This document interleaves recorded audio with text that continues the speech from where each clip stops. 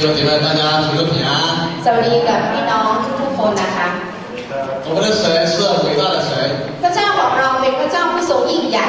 从我们一直以来听到的信息，都让我们可以说一起经历我们的神。นับตั้งแต่เราได้ฟังพระวจนะของพระเจ้าเรารู้อยู่ตลอดเวลาว่าพระเจ้าของเรานั้นทรงยิ่งใหญ่และเราสามารถประสบการณ์ได้我们可以从主的创造、主救赎有圣经的奇特经历我们的主。ซึ่งเราสามารถรู้จักกับพระองค์และผ่านนะคะทางการทรงสร้างของพระองค์และเราก็ประสบการณ์ได้ด้วย但是今天呢，我要带大家来认识另一方面。แต่ในเช้าวันนี้อาจารย์อยากจะนำทุกคนนะคะมารู้จักกับพระองค์ของเราผ่านทางด้านหนึ่ง就是要从主所行的神迹来认识我们这位主。เราจะรู้จักพระองค์ผ่านทางการอัศจรรย์主行的神迹很多。การอัศจรรย์นะคะพระองค์ได้ทรงกระทำการอัศจรรย์นั้นมีหลายต่อหลายสิ่ง今天早上我要跟大家认识的是主耶稣曾经平静一个狂风暴浪。เช้าวันนี้นะคะอยากจะแบ่งปันกับพี่น้องก็คือพูดถึงพระองค์นั้นได้ทรงทำให้คลื่นลมพายุสงบ来认识我们这位主。และเราผ่านในเรื่องเหตุการณ์นี้มารู้จักกับพระเจ้าของเรา他就是那位掌管宇宙的主。และให้เราที่จะเห็นถึงพระเจ้าของเราเป็นพระเจ้าที่ทรงครอบครองจักรวาล他掌管大自然。และพระองค์ทรงครอบครองธรรมชาติ掌管我们的生命财产。แม้กระทั่งพระองค์ยังทรงครอบครองปกป้องทรัพย์สมบัติของเรา所以今天早上的题目要分享的是平静狂风暴浪的主。ฉะนั้นในเช้าวันนี้จะแบ่งปันกับเราก็คือพระองค์ทรงผู้ทรงทำให้คลื่นลมพายุสงบ我们一同打开一处经文。เราจะมาดูนะคะในพระธรรม在马可福音第4章35到41节。พระธรรมมาระโกนะคะบทที่4ข้อที่35ถึง41我在 PPT 上有呢，中文的有，还有泰文的有，我们就先请中文的读一遍，然后泰文的读一遍。เราจะเชิญภาษาจีนอ่านก่อนนะคะแล้วก็ภาษาไทยอ่านสำหรับพี่น้องที่ไม่ได้นำพระคัมภีร์มานะคะอาจารย์ก็ได้เตรียม PPT ไว้ให้我们带着赞美的这种心态来读这一段圣经。เราจะอ่านพระวจนะของพระองค์ตอนนี้นะคะด้วยใจที่สรรเสริญพระเจ้า中文的请。那天晚上，耶稣对门徒说：“我们都到那边去吧。”门徒离开众人，耶稣人在船上，他们就把他一同带去，也有别的船和他同行。忽然起了暴风，波浪打入船内，甚至船要满水。耶稣在船尾上枕着睡觉。门徒叫醒了他，说：“夫子，我们上面有不顾吗？”耶稣醒了，使得风向海说：“住了吧，静了吧。”风就止住，大大的平静了。耶稣对他们说：“为什么胆怯？你们还没有信心吗？”他们就大大的惧怕，彼此说：“这到底是谁？连风和海也听从了他。”ภาษาไทยอ่านพร้อมกันนะคะเย็นวันนั้นพระองค์ตรัสกับพวกสาวกว่าให้พวกเราข้ามไปฝั่งโน้นเถิดเมื่อละจากประชาชนแล้วพวกเขาจึงพาพระองค์ซึ่งประทับในเรือไปมีเรืออีกหลายลำตามไปด้วยและมีพายุใหญ่เกิดขึ้นคลื่นก็ซัดเข้าไปในเรือจนน้ำชวนจะเต็มเรืออยู่แล้วส่วนพระองค์กำลังบรรทมหนุนหมอนหลับอยู่ที่ท้ายเรือพวกสาวกจึงมาปลุกพระองค์ทูลว่าพระอาจารย์พระองค์ไม่ทรงเป็นห่วงว่าพวกเรากำลังจะพินาศหรือพระองค์จึงทรงลุกขึ้นห้ามลมและตรัสกับทะเลว่าจงสงบเงียบแล้วลมก็สงบพายุก็เงียบสนิทพระองค์จึงตรัสกับพวกเขาว่าทำไมพวกเจ้ากลัวพวกเจ้าไม่มีความเชื่อหรือพวกเขาก็เกรงกลัวอย่างยิ่งและพูดกันว่าท่านผู้นี้เป็นใครกันหนอขนาดลมกับทะเลยังเชื่อฟังค่ะ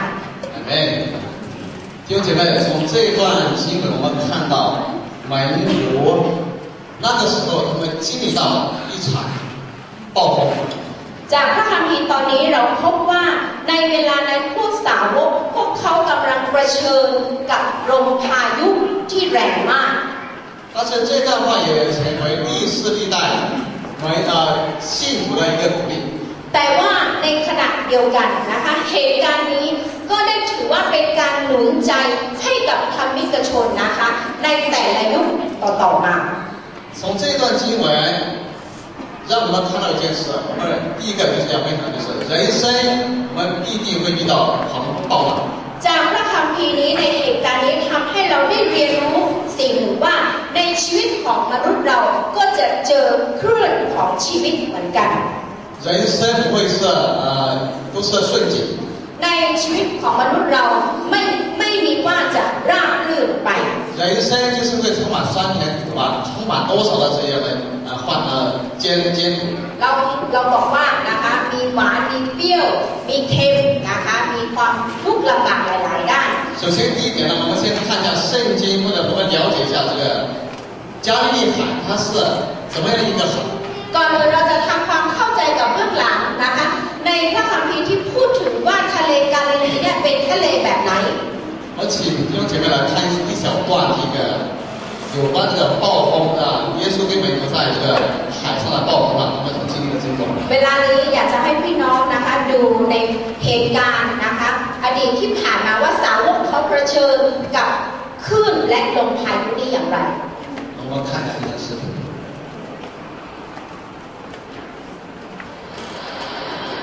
有一天，耶稣和门徒上了一条船。耶稣对门徒说：“我们渡到湖那边去吧。”船在航行的时候，耶稣睡着了。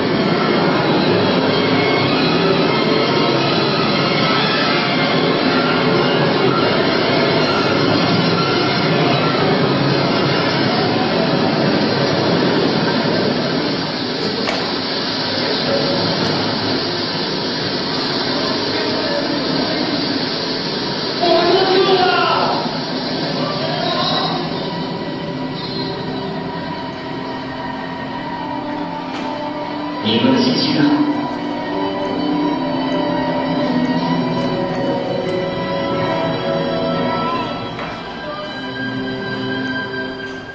好的，没有准备。加利利海，加利利海这个它是一个比较低的，它应该在海拔以下209米。พี่น้องคะเราถ้าพูดถึงทะเลกาลิลีเนี่ยค่ะ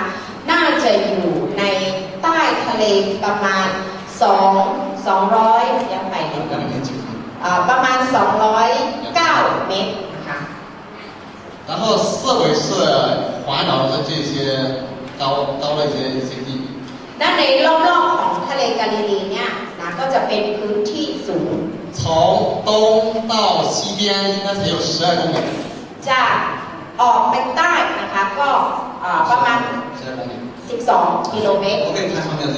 เราดูภาพนะคะจากข้างบนได้从北到南的话应该有21公里ถ้าจากเหนือไปถึงใต้ก็ประมาณ12 กิโลเมตร然后这个湖泊它21 กิโลเมตร它是淡水湖แล้วก็ถือว่านะคะเป็นทะเลน้ำจืด这里的鱼业就是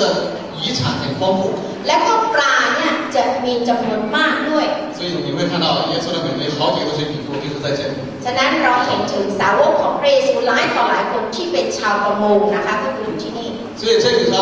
耶稣这些门徒当中他们从小在这里玩水长大ดังนั้นสาวกของพระเยซูตั้งแต่เล็กเขาก็เล่นน้ำนะแล้วก็ชินกับทะเลกาลิลี他们非常熟悉这个加利利海พวกเขาจะคุ้นเคยกับทะเลกาลิลีนี้มาก如果按照平常这个个经文这里告诉我们说，当天晚上耶稣跟他说，你们要过到那边去，对呀。 ถ้าพูดตามในพระคัมภีร์ข้อที่ 35 นะคะในเย็นวันนั้นพระองค์ตรัสกับพวกสาวกว่าให้พวกเราข้ามไปฝั่งโน้นเถิด 如果按照一般情况，对门徒来说，要渡到才12公里的路程，应该是不难。 พี่น้องลองคิดดูค่ะสำหรับสาวกที่เขาชินกับทะเลเนี่ยให้เขาข้ามไปฝั่งแค่12 กิโลเมตรเนี่ยมันคงไม่ยากสำหรับพวกเขา 但是在这里我们看见一件事，他们碰到了暴风。 แต่ว่าในที่เนี่ยเราเห็นพวกเขาเจอเหตุการณ์หนึ่งก็คือเจอพายุใหญ่ 然后我们看到他们面对这么大的暴风， เมื่อขณะที่เขาเผชิญกับลมพายุใหญ่นั้น 而且他们的职业，他们是一个渔夫，应该是水性。 อย่าลืมนะคะว่าอาชีพของเขาเป็นชาวประมงเขาเนี่ยคุ้นเคยกับเรื่องของพวกน้ำ 他们在那里是非常专业的人。 และเขาก็คือเชี่ยวชาญนะคะกับลมพายุเหล่านี้ด้วย 但是当这个狂风暴浪在发生的时候，他们也束手无策。 แต่ว่าในเวลานี้เมื่อเขาเจอคลื่นและลมพายุใหญ่เขากลับที่จะหวาดกลัว 就像刚才我们看那个视频一样， ซึ่งจากคลิปที่เราได้ชมไปสักครู่นี้ 如果当时这些门徒，如果他们靠他们自己的经验， เวลานั้นถ้าสาวกเขาพึ่งประสบการณ์ของตัวเอง 他们可能会真的是会丧命。 เขาอาจจะเสียชีวิตไปจริงๆก็ได้ 在这里说，我们快要丧命了，不是？ ในที่นี้พวกเขาบอกว่าพวกเรานะกำลังจะตายแล้ว 大家感谢主。 ขอบคุณพระเจ้า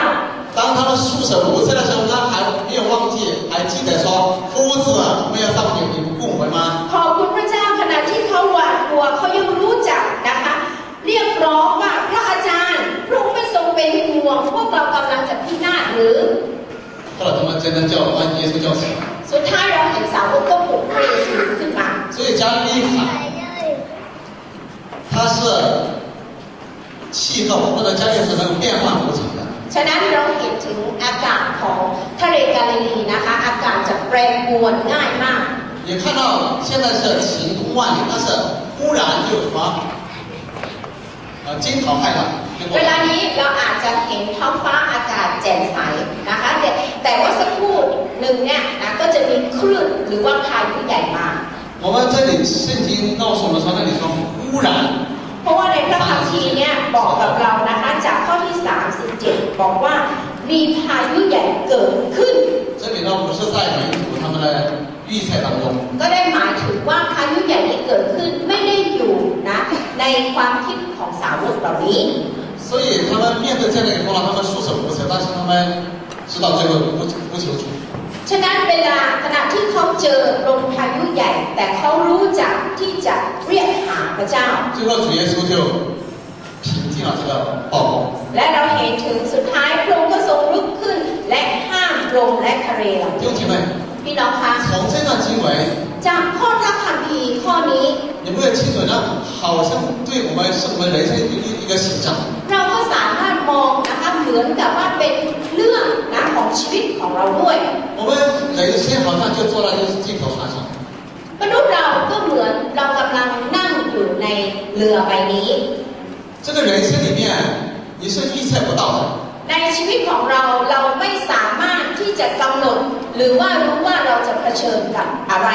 我们吃了今天的饭，我们不知道明天会发生什么事。 วันนี้เราสามารถกินอาหารเที่ยง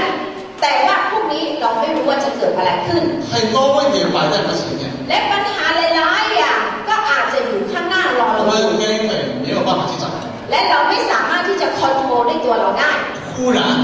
และทันทีทันใด 有一些问题席卷我们的人生， ปัญหาก็อาจจะเหมือนพายุใหญ่นะคะที่เข้ามาในชีวิตของเรา 可能让你措手不及，像这些门徒一样。 ก็เหมือนกับสาวกเหล่านี้เขาไม่รู้จะทำยังไงดี 可能有的时候我们认为说我们有经历， บาง 我 ค 们 รั้ง 有本事， บางครั้งเราอาจจะมองตัวว่าเรามีประสบการณ์มากมาย เรามีความสามารถ 但是呢，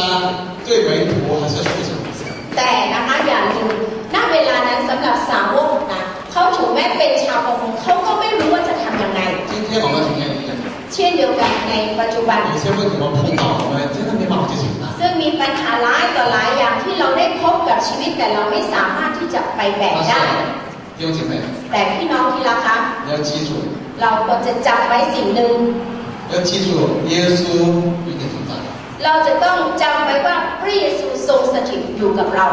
主耶稣在约翰福音16章33节这样说。ซึ่งในพระธรรมยอห์นบทที่16ข้อที่33พระเยซูเคยตรัสกับเราว่า在世上你会有苦难。ในโลกนี้ท่านทั้งหลายจะประสบกับความทุกข์ลำบาก但是你在我里面有平安。แต่เราทุกคนจะมีสันติสุขในพระเยซูคริสต์有一首歌这样告诉我们。ซึ่งมีเพลงนะคะเพลงหนึ่งบอกกับเราว่า说神未曾应许天色晴朗。เพลงนี้ได้พูดถึงบอกว่าพระเจ้าไม่ได้สัญญาว่าวันของเราจะมีฟ้าสีครามตลอด不是蓝天晴空万里不是一直都会长存的ก็คือพระเจ้าไม่ได้สัญญาว่าวันของเราแต่ละวันจะมีฟ้าสีครามตลอด这个是我们的人生是充满多少问题นี่แหละซึ่งหมายถึงในชีวิตของเราทุกๆวันก็จะพบเจอปัญหามากมาย今天ถ้าพูดถึงวันนี้ล่ะ对你对我来说ไม่ว่าสำหรับพี่น้องหรือว่าสำหรับตัวอาจารย์เอง我们现在面对我们人生的狂风暴浪的是什么และสิ่งที่เรากำลังเผชิญนะกับคลื่นลมพายุชีวิตของเรานั้นคืออะไร你现在的暴风浪你的问题是什么问题และเวลาเนี้ยในคลื่นลมพายุชีวิตของเรานั้นคืออะไร第一个可能是经济的狂风暴浪อย่างแรกนะคะอาจจะเป็นมรสุมด้านการเงิน可能你家庭正在面对我们说经济风暴ครอบครัวของเราเวลานี้ก็อาจจะประสบถึงมรสุมด้านการเงิน可能你在投资失败了ไม่ว่าในด้านการลงทุนของเรานะคะได้ขาดทุน可能是地没有了หรือว่าพูดถึงที่ดินของเรานะคะถูกยึดไป接下来对我们美聊的地嘛美聊的地第一次第二次第三次是逃不过อย่างอาจารย์เองนะคะก็คือในที่ดินนะคะไม่ว่าครั้งที่1ครั้งที่2ครั้งที่3ก็เหมือนกัน感谢主แต่ขอบคุณพระเจ้า学了功课ให้บทเรียนกับชีวิตของเรา有一个企业家มีนักธุรกิจคนหนึ่ง他曾经拥有1000多个这个工人เขามีนะคะพนักงานในโรงงานประมาณ1,000 กว่าคน但是一夜之间แต่ว่าในคืนเดียวเท่านั้น破产ก็นะคะทรัพย์สมบัติหายหมด一无所有เขาไม่เหลืออะไรสักอย่างในคืนเดียว他最后从一个老板变成一个卖包子的老板แล้วเวลานั้นเขาจากซึ่งเป็นนักธุรกิจนะคะก็กลายมาเป็นเท่าแก่ขายซาลาเปา几天的时间头发就白掉แล้วก็ไม่เพียงแต่กี่วันไปขายซาลาเปานะคะผมขาวเนี่ยเต็มหมดเลย他说他也感谢人生แต่เขาก็บอกว่าเขาขอบคุณสำหรับชีวิตในของบทเรียนของเขาเขาเห็นถึงในชีวิตของเขานะขึ้นลงเหมือนกับขึ้นพายุและขอบคุณนะคะในสิ่งเหล่านี้ที่ทำให้เขารู้จักเรียนรู้ไปเผชิญและเขาก็ได้ร้องเพลงหนึ่งก็คือมี2 ประโยค心若在梦就在ประโยค2 ประโยคเนี่ยประโยคแรกบอกว่าถ้าใจอยู่ความฝันก็ยังอยู่人生是如此浩瀚เขาบอกว่าวันชีวิตของมนุษย์เราทำไมช้าแบบนี้我看了我觉得很感动อาจารย์รู้สึกว่าซาบซึ้งนะคะกับชีวิตของคนนี้มาก所以他到那个节目里面来唱一首歌แล้วเขาก็มาร้องเพลงนะคะของเกี่ยวกับชีวิตของเขาในรายการนี้就像当时我讲到这2件事情ซึ่งเป็นเพลงที่อาจารย์ได้บอกไป所以那个评委就会问你是带着一个老板的这个企业老板的这个心情来唱还是带着一个包子铺的老板来唱这首歌ฉะนั้นกรรมการตัดสินนะคะก็ถามเขาว่าเวลานี้ที่คุณร้องเพลงนี้คุณร้องด้วยบทบาทที่เป็นเท่าแก่นักธุรกิจหรือว่าเป็นคนขายซาลาเปา他说我是带着一种从短暂人生的辉煌进入到一个踏实人生的这样的一个心情来唱歌เขาบอกว่าเขาร้องเพลงนี้ด้วยใจนะคะที่คือพูดถึงชีวิตของมนุษย์นะที่สั้นแล้วก็ไม่ยืนนาน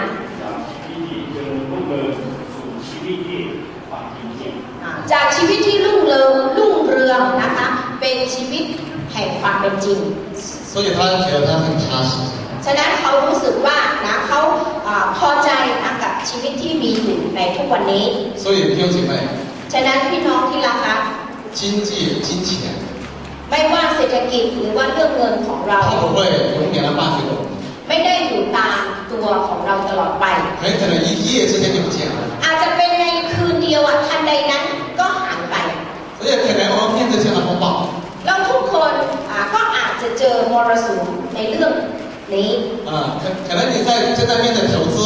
หรือว่ามีพี่น้องบางคนกำลังเจอปัญหามรสุมเกี่ยวกับการลงทุนอยู่但是好像看不到路ก็เหมือนอย่างกับว่าหนทางของคุณเนี่ยมืดมน就像门徒在海上ก็เหมือนกับสาวกเวลานี้一件事ถึงแม้เขาเจอ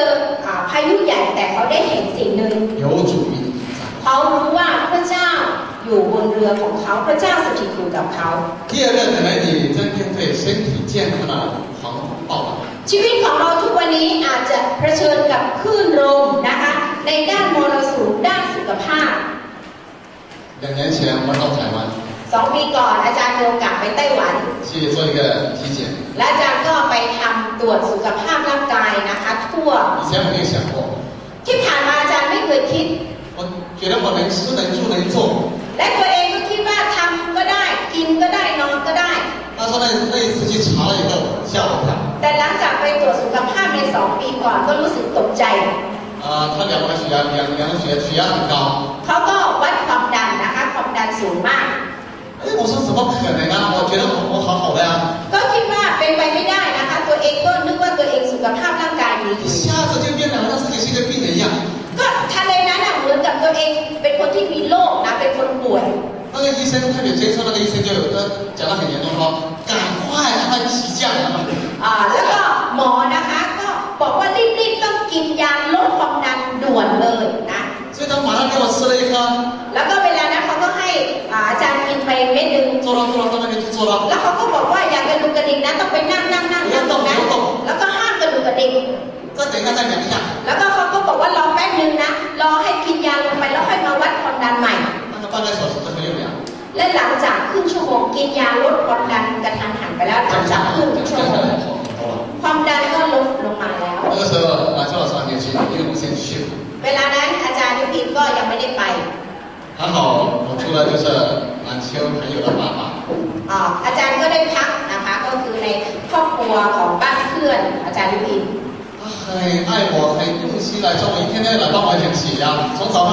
中午晚上一天3次เวลานั้นนะคะก็คือตกใจในความดันของเขาก็เลยคุณพ่อคนนี้ก็ดูแลอย่างดีนะคะเช้ากลางวันเย็นนะคะก็มาช่วยวัดความดัน家人说你不要去做什么去休息去睡觉แล้วก็บอกว่าไม่ต้องทำอะไรไปพักผ่อนไปนอนหลับ所以我大概这样10几天了ก็ประมาณใช้ชีวิตแบบนี้10 กว่าวัน感觉我人生就怎么会变成这样呢ก็รู้สึกเศร้าว่าทำไมชีวิตของฉันถึงกลายเป็นแบบนี้好像人生就那个医生说大概要长期服药แล้วก็หมอนะคะก็บอกกับอาจารย์ว่าสงสัยต่อไปนี้จะต้องกินยาประจำละ所以我就说主啊真的是这样吗我就人生下半场这样真的要跟着拼搏了ก็เลยอธิษฐานกับพระเจ้าว่าพระองค์เจ้าข้าชีวิตของข้าพเจ้าชีวิตเบื้องหลังเนี่ยก็คือจะต้องกินสู้กับยาเนี่ยเหรอ所以后来回来之后และหลังจากที่กลับจากไต้หวัน我大概这样吃那个药他给了药อาจารย์ก็ได้กินยาที่หมอให้มาจากไต้หวัน但是我一开始注意我的饮食แต่ก็เริ่มระมัดระวังเกี่ยวกับอาหารการกินของตัวเอง吃呢就减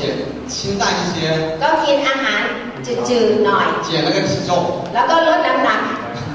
所以早上我上课跟果汁不吃饭ฉะนั้น2 ปีนี้มาก็คือตอนเช้าก็จะกินน้ำปั่นผลไม้ไม่กินข้าว感谢主就这样嘛开始来调我们ขอบคุณพระเจ้านะคะก็คือไม่ได้กินยาแต่ว่าก็คือปรับปรุงมาเรื่อยๆพี่น้อง高血压没有药吃เรารู้ว่าความดันเป็นโรคที่ไม่มียารักษา你只能够在饮食跟生活起居方面来控制它มีแต่จะทนุถนอมรักษาผ่านเรื่องอาหารกับชีวิตการดำเนินชีวิตของเรา这是我有史以来在生命健康的第一场风暴อันนี้ถือว่าเป็นนะคะมรสุมด้านสุขภาพร่างกายของอาจารย์ครั้งแรกในชีวิต过来上个礼拜是地米老师的对什么登革热风暴。อย่างอาทิตย์ที่ผ่านมาอาจารย์วัฒนาอาจารย์ติ้งหมิงนะคะก็ไข้เลือดออกเหมือนกัน他也不知道一下就发烧发冷这个酸痛อาจารย์ติ้งหมิงก็ไม่รู้สึกตัวนะไม่ได้เตรียมใจก็คือทันใดนั้นนะคะร้อนหนาวเมื่อย最后就住了7天สุดท้ายก็ต้องพักนอนโรงพยาบาลรักษา7 วัน他现在见到蚊子都怕ตอนนี้นะคะเจอยุงก็กลัวแล้ว所以我就开玩笑说应该要随时到哪里要带了蚊帐去了ก็เลยล้อเล่นอาจารย์นะคะไปถึงไหนเดี๋ยวนี้ก็ต้องเอามุ้งหรือว่าที่กันยุงไป我们这有一句话说什么呢一朝被蛇咬10年怕井绳ก็คือ1 วันที่ถูกงูกัดก็กลัวตลอดไป10 ปีก็กลัวเชือกที่เหมือนงู见到那个被蛇咬了见到一根绳子都会怕ก็คือเคยเจองูกัดนะคะพอเห็นเชือกนะคะที่เหมือนงูก็กลัว我们别人没有感染我们大概没有感受到对不对เราไม่เคยเป็นไข้เลือดออกเราไม่มีความรู้สึกแบบนี้ใช่ไหมคะ但是呢对他来说是一种风暴แต่สำหรับคนที่เขาเคยผ่านนะคะในโลกแบบนี้มาสำหรับเขาก็คือถือว่าเป็นมรสุมในด้านสุขภาพ为什么呢เพราะอะไร因为之前他有一个名字叫什么autism是不是เพราะว่าก่อนหน้านั้นทุกคนก็รู้ข่าวของปอทฤษฎีนะคะก็คือแค่ยุงตัวเดียวทำให้ปอเสียชีวิตก็แค่ยุงตัวเดียวก็เอาชีวิตของปอไป大家都往负面的想ฉะนั้นเมื่อเราเจอนะเราก็คิดไปในแง่ลบ医生也说没有药แม้กระทั่งหมอก็คือบอกว่าไข้เลือดออกเนี่ยไม่มียารักษา然后我去看地米老师他住在病床上他下去其实的时候大概不说不能上去不要上去不要走动เราไปเยี่ยมอาจารย์ติ้งหมิงนะคะขณะเขาจะลงจากเตียงพยาบาลก็ไม่ให้เขาลงนะคะไม่ให้เขาเดิน刷牙也不能刷แปรงฟันก็ไม่ได้真的ฉะนั้นเราเห็นไข้เลือดออกเนี่ยนะคะรุนแรงมาก所以他7天睡了7天ฉะนั้นต้องพักรักษาอยู่7 วัน感谢主已经好ขอบคุณพระเจ้านะคะตอนนี้ก็ออกโรงพยาบาลแล้ว可能弟兄姐妹你可能有的时候我们不查不知道一查吓一跳ฉะนั้นพี่น้องคะในเรื่องสุขภาพของเราบางครั้งเราไม่ตรวจเราไม่รู้แต่พอเราไปตรวจสุขภาพเราก็จะพบปัญหา你去查查看เราลองไปตรวจดู一查多少都会有病อย่างน้อยถ้าไปตรวจสุขภาพนะคะก็จะมีแน่นอนนะโรคหลายโรค不要说我很强壮能吃能睡อย่าคิดว่าเหมือนอาจารย์ตอนนั้นนะคะรู้สึกตัวเองแข็งแรงนะกินได้นอนได้ทำได้有对夫妇มีนะคะสามีภรรยาคู่หนึ่ง这是台湾人啊台湾ซึ่งอยู่ที่ไต้หวัน夫妻2个没有儿女เขาไม่มีลูกนะคะสามีภรรยาคู่นี้ไม่มีลูก然后上班工作拿的薪水是高的และก็ทั้งสองเนี่ยเขาก็ทำงานแล้วก็มีเงินเดือนมากด้วย2个都黏在一起了因为没有儿女嘛就很黏啊2 คนนะคะเพราะว่าไม่มีลูกเขาก็จะอยู่ด้วยกันทุกวัน他们人生规划说50岁退休之后呢要去旅游到处去แล้วเขาก็ได้วางแผนชีวิตของเขาบอกว่าถ้าเขา2 คนเนี่ยถึงอายุ50เขาก็จะไปท่องเที่ยวโลกด้วยกัน但是有一天แต่ว่ามีวันหนึ่ง检查出来说สามีของเขาก็ไปตรวจสุขภาพ得到胰脏癌แล้วก็สามีของเขาก็พบว่าเป็นมะเร็งตับอ่อน对他们家庭是一个晴天霹雳ฉะนั้นสำหรับเขา2 คนแล้วก็ถือว่าเป็นเหมือนกับฟ้าผ่านะคะฟ้าผ่า把他们的人生ฟ้าผ่ากลางวัน就把他们的人生他们的这个规划这个打乱ก็คือมรสุมในด้านสุขภาพเนี่ยทำให้แผนการชีวิตของเขาทั้งหมดเนี่ยสับสนวุ่นวายไปหมด最后先生在临死之前他信了แต่ขอบคุณพระเจ้าก่อนที่สามีของเขาจะจากโลกนี้ไปเขาก็ได้รับเชื่อพระเจ้า但是太太一时走不出来แต่ว่าคนที่เป็นภรรยานะคะก็ไม่สามารถที่จะเดินออกจากนะคะความเศร้านี้ได้他没有办法去接受这样的一个事实เขาไม่สามารถที่จะไปยอมรับนะคะมรสุมที่เกิดขึ้นในร่างกายของสามีของเขา后来到教会และสุดท้ายภรรยาก็ไปคริสตจักรและอธิษฐาน他看见天开了ขณะที่ภรรยาคนนี้อธิษฐานเขาก็ได้เห็นถึงฟ้าเนี่ยได้แยกออก看看见他的先生在天上跟神在一起。 แล้วเขาก็ได้เห็นถึงสามีของเขานั้นซึ่งกำลังอยู่กับพระเจ้าบนฟ้าสวรรค์ 从此以后就才得到恩典。 นับตั้งแต่นั้นมาการอธิษฐานครั้งนั้นเขาถึงได้รับการปลอบใจ 弟兄姐妹，可能你不是健康的问题，可能是家庭的风暴。 พี่น้องสำหรับคุณอาจไม่ใช่มรสุมด้านสุขภาพแต่อาจจะเป็นเรื่องครอบครัว 跟太太跟丈夫的这样的一个关系， ซึ่งเป็นปัญหาในชีวิตคู่สมรสของเรา 有一对夫妇呢， มีสามีภรรยาคู่ 也 หนึ่ง 是非常恩爱， แล้วก็รักกันมากนะคะสองคนนี้ 平常都有说有笑那个很幸福看到。 ปกติเราก็จะเห็นเขาสองคนได้มีความสุขนะคะหยอกล้อกันนะคะรักกัน 有一天，他先生跟他太太说， แล้วก็มีวันหนึ่งเนี่ยสามีนะคะก็มาสารภาพกับภรรยาว่า 说他有外遇。 บอกว่าเขามีเมียน้อยอยู่ข้างนอก 你想想，这太太会怎么样？ คุณลองคิดดูนะคะว่าภรรยาเวลานั้นน่ะจะรับได้ไหม 几乎要崩溃。 คือแบบรับไม่ได้นะคะ 就 ช็อกเลย 像美国在那个船上说，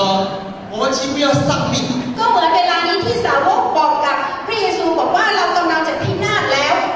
承受不住。 คือรับไม่ได้ 但是后来呢，还是过去。 แต่หลังจากนั้นนะคะเขาก็พึ่งพระเจ้าผ่านไป 可能是儿女跟父母的关系不好， มรสุมของเราในครอบครัวอาจจะเกิดขึ้นจากความสัมพันธ์ระหว่างลูกกับพ่อแม่ 有些是儿子跟父亲那样赛吵赛打。 ลูกชายนะคะก็ทะเลาะวิวาทกับพ่อกับแม่ 我以前就见过有一家， ที่ผ่านมาอาจารย์เคยเห็นครอบครัวหนึ่ง 哇，儿子老二呢跟他爸爸不用，他是云南人啊，不用云南话来吵架，是用那个景颇族的话来吵架。 ลูกชายของเขานะคะคนที่สองเขาเป็นคนยูนนานแต่เขาเวลาทะเลาะกับพ่อเนี่ยจะไม่พูดภาษายูนนานจะพูดภาษาจิงกัว 吵到然后在那里发誓，甚至要打起来。 ไม่เพียงแต่ทะเลาะกับพ่อยังสาบานอยู่ที่นั่นแล้วก็เกือบจะชกพ่อด้วย 因为这个男的老二是跟妈妈姓， เพราะว่านะคะลูกชายคนที่สองเนี่ยก็คือเขาเป็นคริสเตียน 是， เขาใช้นามสกุลกับแม่ 所以他爸爸是上海的， แล้วก็พ่อไม่ได้ใช้นามสกุลของพ่อ 所以就不和，就常常吵来吵去。 ก็คือไม่ความสัมพันธ์ไม่ดีนะคะจะทะเลาะวิวาทกันตลอดเวลา 所以家庭婚姻跟儿女的关系不好，也是一种风暴。 ฉะนั้นเราเห็นถึงในครอบครัวไม่ว่าชีวิตคู่สมรสหรือว่าปัญหาเรื่องลูกก็ถือว่าเป็นมรสุมของครอบครัวเหมือนกัน 可能是你在面对工作的风暴， หรือว่าบางคนอาจจะเจอมรสุมด้านการงาน 工作做了一天又丢了，做了一天又丢了。 ได้งานมาวันนี้พรุ่งนี้ก็ตกงาน ได้งานมาพรุ่งนี้มะรืนนี้ก็ตกงาน 没有一个稳定的工作， ไม่มีงานนะคะที่มั่นคง 但是家里面是要吃药的。 แต่ว่าทางครอบครัวกำลังรอกินรอใช้อยู่ 现在台湾好像40几岁上去到50岁这段失业的人是不少。 ที่ผ่านมานะคะสถิติของผู้ชายไต้หวันนะคะประมาณ 40 ขึ้นไปนะคะก็จะตกงานเยอะมาก 因为到你40岁以上，人家就不太要招你工作， เพราะว่าพออายุ 40 ขึ้นไปเนี่ยนะเขาก็จะไม่เอาละ 他们都选了。 เขาก็จะเลือก 如果泰国人去打工，如果你上40岁，他们也很难找到 ประเทศไทยก็คงจะเหมือนกัน 劳工。所以肯定是工作的这个风暴，就是找不到一个稳定的工作。 ฉะนั้นเราอาจจะเจอมรสุมในด้านการเงินด้านการงานนะคะจะตกงานไม่มีงานทำ 可能你在面对其他的航空爆发， หรือว่าเรากำลังเผชิญกับมรสุมด้านอื่นๆอยู่ 比方说 ยกตัวอย่าง 打 เช่ 官 น 司， เรากำลังขึ้นคดีอยู่ 打官司也是一种人生的风暴。 เราบอกว่าการที่เราขึ้นคดีนะติดคดีอยู่ก็ถือว่าเป็นมรสุมปัญหาชีวิตของเรา 我 อย่าง 们不知道这场官司能够胜， เพราะว่าเราไม่รู้ว่าเราจะชนะหรือแพ้ 所以这都是一种风暴， พี่น้องคะสิ่งเหล่านี้ก็ถือว่าเป็นมรสุมในชีวิตของเรา 或者是一种意外。 หรือว่าเราบอกว่าเป็นอุบัติเหตุ 就像那天我们的这个什么这个就是前面这里， ซึ่งวันก่อนนะคะพฤหัสที่ผ่านมาก็อุบัติเหตุที่หน้าซอย11因为蓝秋老师出来，他出去之后他说，然后呢看一下是不是好像穿了学生的制服。 เพราะว่าอาจารย์ยุพินส่งรูปออกไปเนาะก็เลยไม่ทันดู ดูก็โทรให้อาจารย์หญิงหวาบอกว่ามาดูซิเพราะรู้สึกว่าเป็นนักเรียนก็เป็นห่วงนะคะว่าเป็นนักเรียนของเราหรือเปล่า所以我就赶快开车出来看。อาจารย์ก็รีบขับรถออกมาดู 哦，已经很多人在那边了。แล้วก็หลายคนก็มุงอยู่ตรงนั้นแล้ว有一个小的那个是好像这里哪里受伤是吧？他是有那个血迹。ก็คือเด็กนะคะไอ้นักเรียนตัวเล็กๆนั้นก็มือก็ได้รับบาดแผล大的那个呢是昏掉。พี่ชายที่ขับรถขับมอเตอร์ไซค์นะคะก็สลบ有一个是当场死了一个呢，在那路不用心。แล้วก็สำหรับคนที่ถูกชนนะคะก็ตายคาที่อยู่กลางถนน所以有人在那边哭。ก็มีคนก็ร้องไห้อยู่ที่นั่นด้วย我看了以后真吓一跳。และอาจารย์พอดูอาจารย์ก็ตกใจ两张摩托车这样撞，然后前面的钢圈都弯掉。มอเตอร์ไซค์2คันนะคะชนแล้วก็มอเตอร์ไซค์คันหนึ่งเนี่ยก็คือยางก็แตกนะคะเป็นตัวเลข8เลย所以那个死了是当场撞到整个这个头脑这些都裂掉。ก็คือผู้ชายที่ถูกชนเนี่ยนะคะก็คือหัวข้างหน้าเนี่ยก็แตกก็คือตายคาที่后来才知道说他是一个建筑工程师สุดท้ายถึงรู้ว่าเขาก็คือเป็นอิสลามนะคะสร้างบ้านที่เก่งเหมือนกันคนหนึ่ง他打算要告诉工人然后回去เพราะว่าเวลานั้นเช้านั้นเขากำลังจะไปรับคนงานที่บ้านดอย然后那两个一个哥哥弟弟他是从那边送到这个学校来แล้วก็2พี่น้องนะคะพี่ชายอายุ16ก็กำลังนะคะซ้อนน้องชายมาจากทางบ้านดอย好像是载了他弟弟这个呢他是要超车แล้วก็คนที่ซ้อนน้องชายเนี่ยก็คือจะแซงรถ超了呢前面有车来让他开แต่ว่าแซงไม่ผ่าน那个是会骑的嘛ก็เลยชน撞在一起ชนนะคะสลับตัวนี้所以这个死者呢他好像太有孩子แล้วก็เขาก็มีลูกนะคะ2คนลูกคนเล็กก็แค่5ขวบ对他家庭是真的是一种นี่แหละเวลานั้นก็ถือว่าเป็นมรสุมชีวิตสำหรับครอบครัวนะคะที่ได้สูญเสียพี่น้องคะ我们个人所遇到的人生的问题跟พ่อ不一样ปัญหามรสุมชีวิตของเราแต่ละคนที่เผชิญนั้นไม่เหมือนกัน但关键你要知道我们同有一位在天上的主แต่สิ่งที่สำคัญอยากจะให้พี่น้องรู้ว่าเราทุกคนมีพระเจ้าที่เต็มไปด้วยความรักและเมตตา我们的主能够解决一切阿门และพระเจ้าของเราสามารถแก้ปัญหาทุกอย่างอาเมนไหมคะ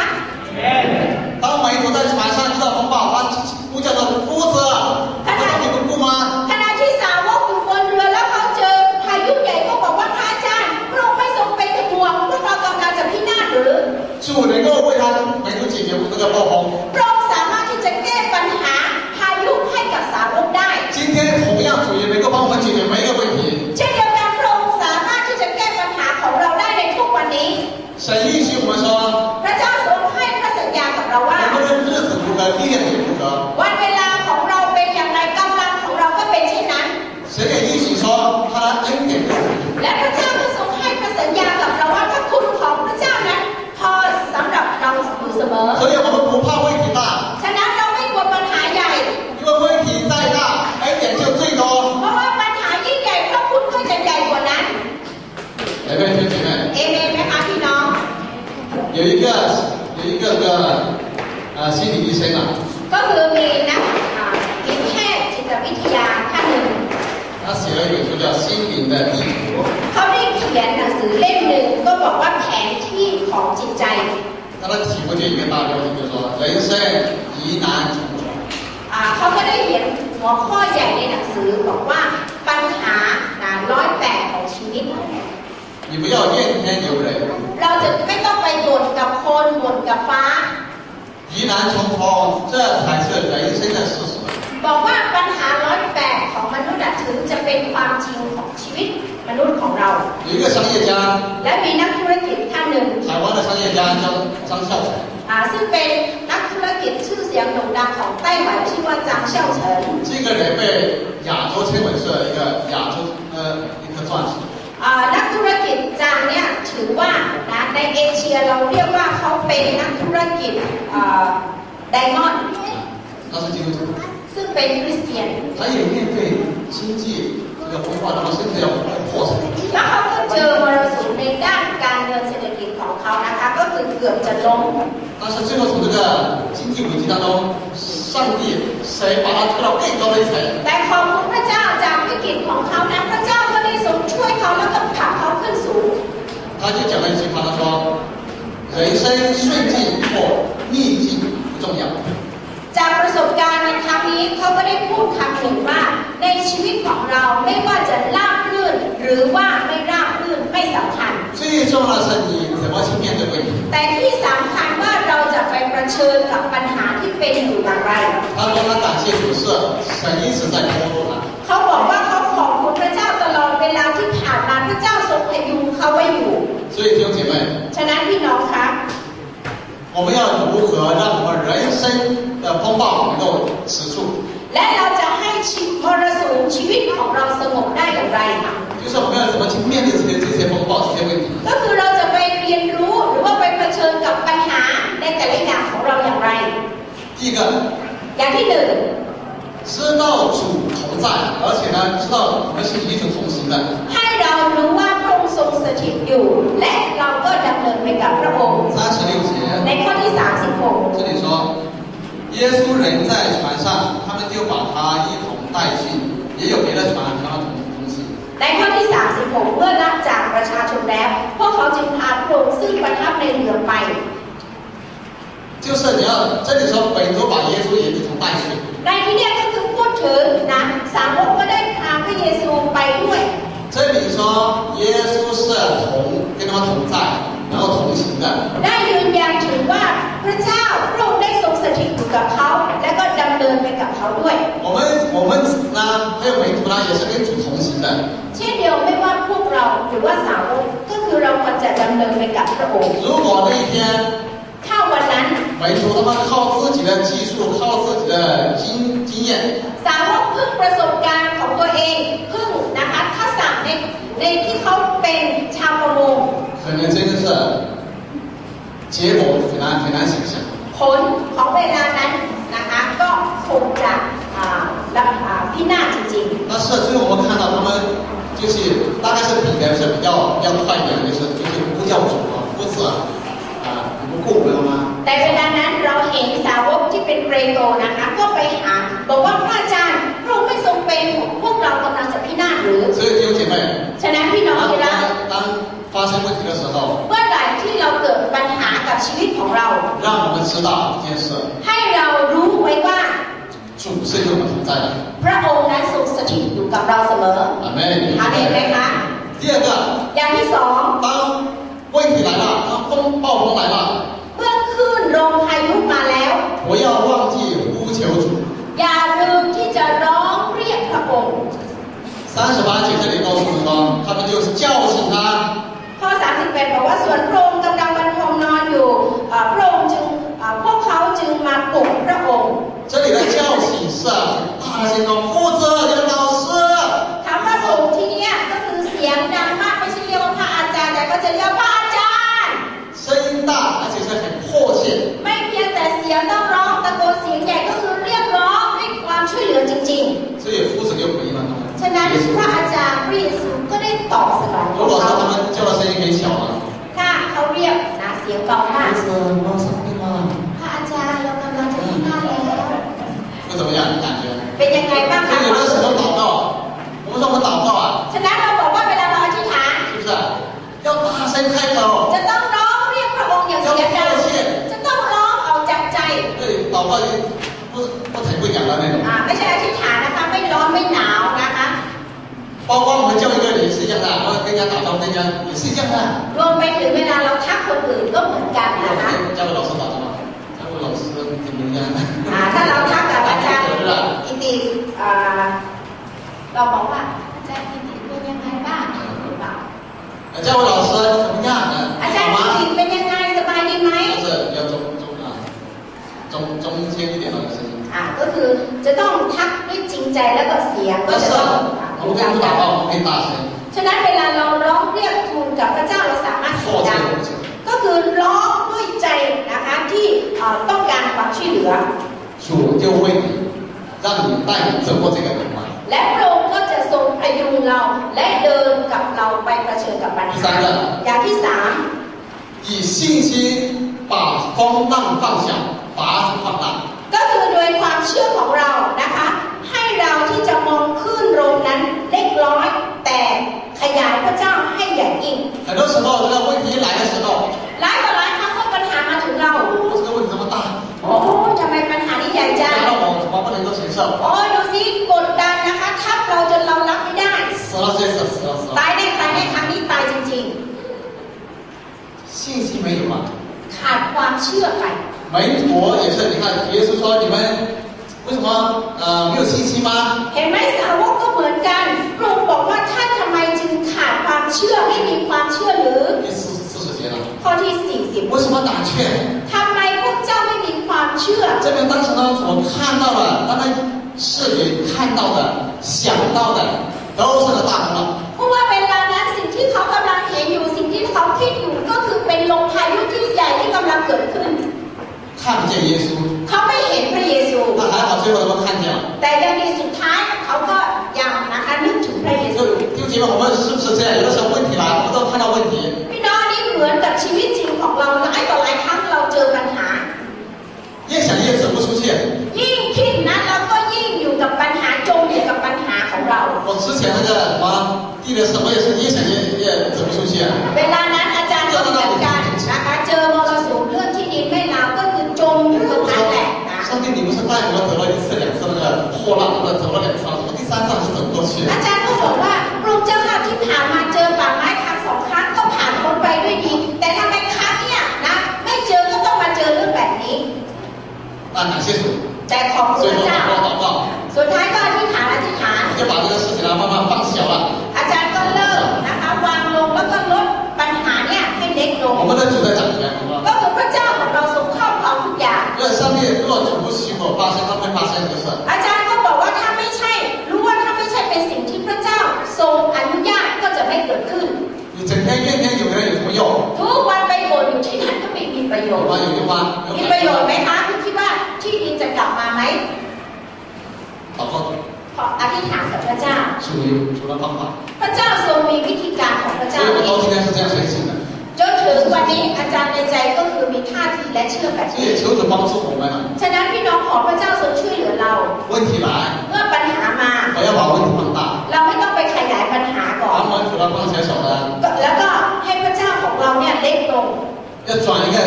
观念， เราจะต้องเปลี่ยนทัศนความคิดใหม่ 把它放大， เราต้องขยายพระเจ้าที่ยิ่งใหญ่ของ 把 เรา 问题放小， และลดภาพปัญหาของเราเล็กล 这 ง 样我们就能够越过。 ถ้าเป็นเช่นนี้เราก็สามารถที่จะประเผชิญและข้ามคลื่นลมพายุในชีวิตของเราได้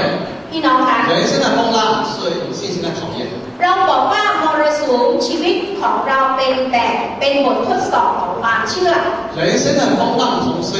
也是一个经历主的机会。 มรสุมในชีวิตก็เป็นประสบการณ์ที่เราจะประสบการณ์กับพระเจ้า 所以让我们呢一同呢靠着这位主呢来跨越风浪。 ฉะนั้นให้เราทุกคนที่จะพึ่งพระองค์ที่จะมาชนะคลื่นลมพายุในชีวิตของเรา 靠着主呢台风破浪板。 และพึ่งพระองค์ที่จะให้อยู่เหนือมรสุมชีวิตอยู่เหนือคลื่นลมพายุชีวิตของเรา 让我们成为一个冲浪高手。 เพื่อที่จะให้เราทุกคนที่เป็นคนชงล่างก็คือเล่นเขาเรียกอะไรที่ไปเล่นคลื่นนั่นน่ะ 我们冲浪那边做得好了。 นักโต้คลื่น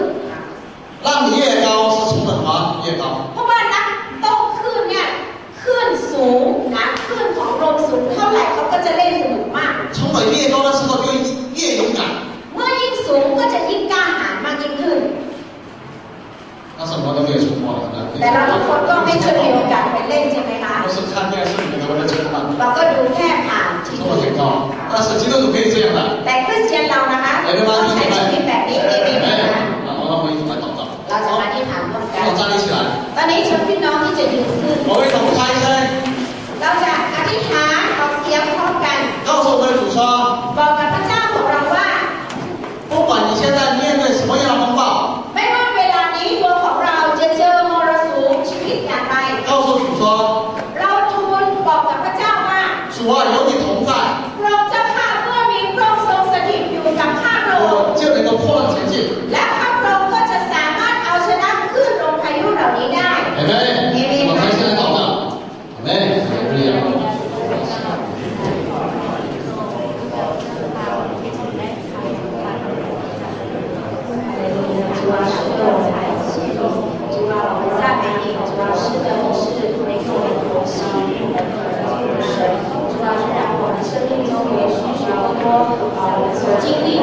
啊，不管是一些的风浪，不管是一些的问题，主啊，我们深知道，主啊，耶和华你做主啊，主啊，你胜过一切的问题，主啊，你胜过一切主啊我们所面对的，主啊，你主啊，我们的你祝福我们弟兄姐妹，祝福我们每一个人，让我们定睛在你的身上，主啊，当我们在面对这些人生的风浪的时候，我们单单专注你，主啊，我们单单专注这位为我们所神迹、为我们成就美事的神，主啊，我们赞美你，把这样的一个信心赐给我们，主啊，让我们对你，主啊，我们是。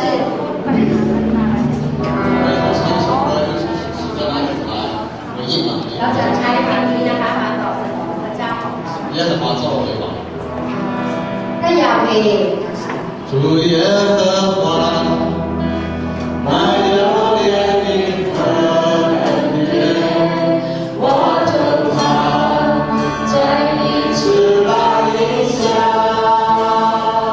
让我归向你，就虽然有不幸，早晨你发不起来，你做的为王，到永永远远，随风随帆着，我坚定仰望你，你做的为王，最给我不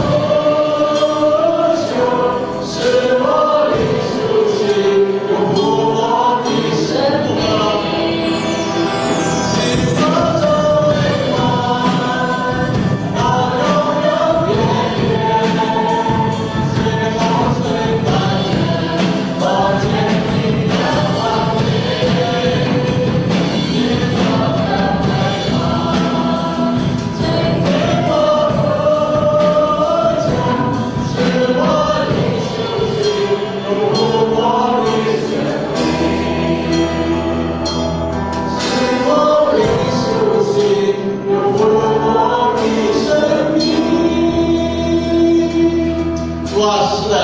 虽然洪水翻腾，但你仍然做了为王。 พระเจ้าข้าขอบคุณพระองค์ถึงแม้จะมีคลื่นลมพายุแต่ว่าพระองค์ยังทรงประทับบัลลังก์ของพระองค์อยู่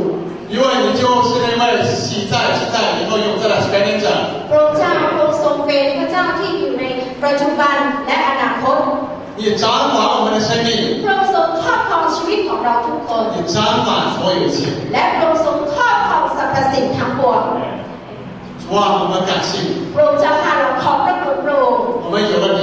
เมื่อเรามีพระองค์แล้ว 不管人生再大的暴风，我们也不惧怕。 ไม่ว่ามรสุมชีวิตของเราจะใหญ่แค่ไหนเราก็ไม่หวาดกลัว 我们有你同在， เพราะว่ามีพระองค์ทรงสถิตอยู่กับเรา 我们就能够破浪前进。 เราสามารถที่จะเอาชนะคลื่นลมพายุเหล่านี้ได้ 我们有你同在， เมื่อมีการทรงสถิตของพระองค์ 每一场暴风 คลื่นลมพายุแต่ละครั้ง 都是一次机会。 ก็ถือว่าเป็นโอกาสของเรา 主啊，也可能接到这样的一个暴风， พระองค์จะข้ามพระองค์จะผ่านพายุใหญ่เหล่านี้ 一面经历到你， ที่จะให้เราประสบการณ์กับพระองค์มากยิ่งขึ้น 一面你要把我们推上人生的高峰。 และพระองค์ก็จะผลักให้ชีวิตของเราขึ้นไปอยู่เป็นข้างบน 求主把这样的信心赏赐给我们， ขอพระองค์ทรงประทานความเชื่อแบบนี้ให้กับเราทุกคน 让我们天天以你的信实为粮。 ให้เราทุกคนนั้นที่จะประสบและได้อยู่กับพระองค์ทุกๆวัน 求主祝福我们， ขอพระเจ้า